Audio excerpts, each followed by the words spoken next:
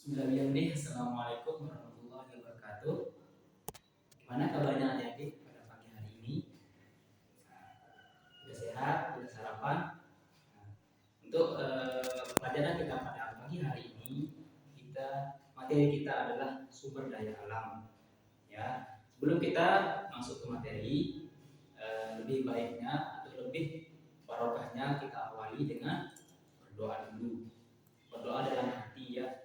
Oke, berdoa dimulai.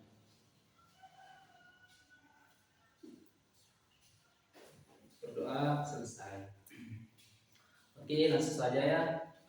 Untuk materi kita pada pagi hari ini adalah sumber daya alam. Mungkin adik-adik sudah tahu ya apa itu sumber daya alam. Sumber daya alam adalah segala sesuatu yang muncul pada alam atau secara alami yang dapat digunakan untuk pemenuhan kebutuhan manusia pada umumnya. Itu adalah pengertian dari sumber daya alam atau SDA. Oke, adik-adik ya, dalam sumber daya alam ini dibagi menjadi dua. Yang pertama itu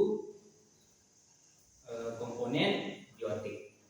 Terus yang kedua komponen abiotik. Oke, guru akan jelaskan satu persatu. Yang pertama itu adalah komponen biotik. Bio berarti hidup. Artinya kekayaan yang ada di alam berupa makhluk hidup, baik itu hewan maupun tumbuhan.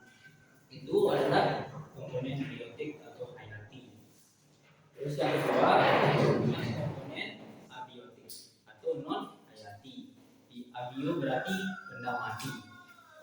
Maksudnya di sana itulah kekayaan alam berupa benda mati yang kita ambil manfaatnya. Itu maksudnya di sana itulah komponen abiotik atau non hayati.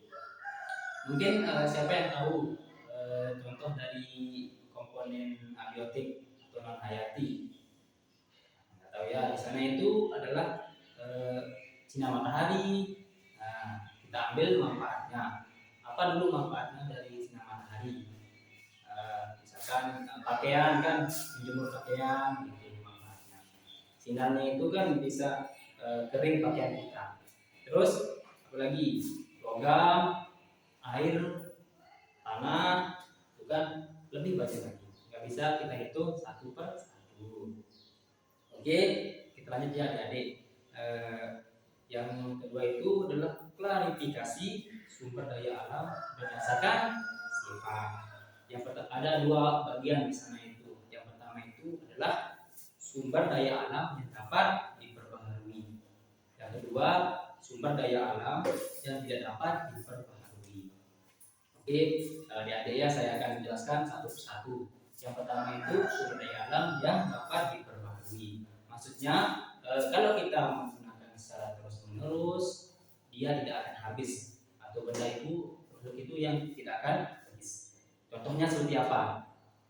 Ayo, siapa yang tahu contoh dari sumber daya alam yang dapat diperbaharui? Apa? Nah, yang pertama itu adalah tanah, air, sinar matahari, angin. Itu contoh dari sumber daya alam yang dapat diperbaharui. Oke, yang kedua apa tadi? Sumber daya alam yang tidak dapat diperbaharui. Maksudnya di sana itu adalah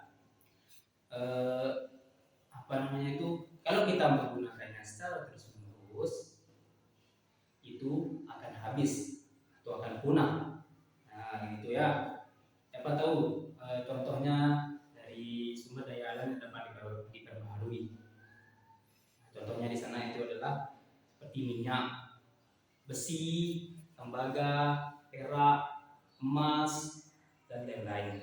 Sehingga nanti kalau kita menggunakan contohnya yang tadi itu seperti minyak, gas, tembaga, perak, emas, dan lain-lain itu kita harus bisa menggunakannya secara bijaksana, secara efisien, ya, supaya nanti itu bendanya itu tidak sia-sia dan tidak cepat habis.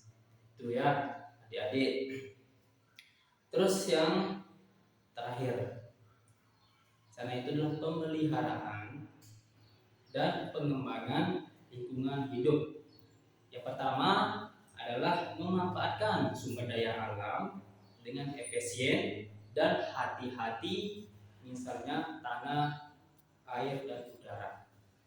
Itu kan ya. Terus yang kedua, mengembangkan metode pembangunan dan pemrosesan yang lebih efisien serta dapat didaur ulang. Nah, misalkan sampah anorganik atau organik itu ya bisa kita membuat apa dari itu, membuat kerajinan atau apa kan, yang penting kita bisa daur ulang.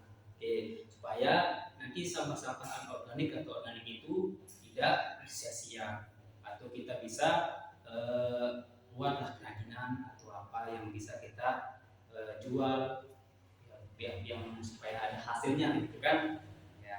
Yang terakhir adalah melaksanakan etika lingkungan dengan menjaga kelestarian alam.